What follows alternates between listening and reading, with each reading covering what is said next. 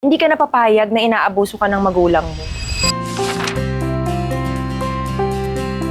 Siguro kung bata ako, hindi ko pa alam yan. Hahayaan ko lang siya. Pero siguro pag medyo mature ka na at may alam ka na sa mundo, hindi ka napapayag na inaabuso ka ng magulang mo.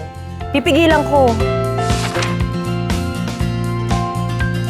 Isa sa mga importanteng obligasyon talaga ng magulang sa anak mapalapit ang kanilang anak sa Diyos.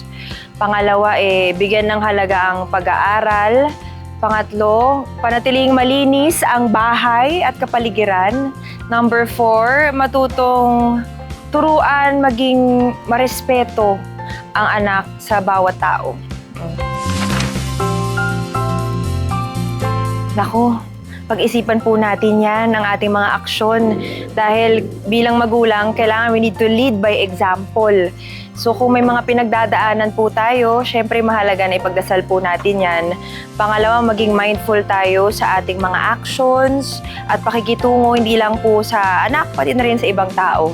Pangatlo, kailangan alagaan niyo yung sarili niyo para pagpuno na ang iyong cup, may puro pagmamahal ang maibibigay niyo sa iba, lalo na sa anak ninyo. Mga kapuso, ako po si Patricia Tumulak. Ako po dito ang kababatang kapatid ni Ate Zenny. Ako si Lydia. Ayan, panoorin niyo po ang episode na ito, ang My Mother, My Abuser. Abangan niyo po yan, mga kapuso.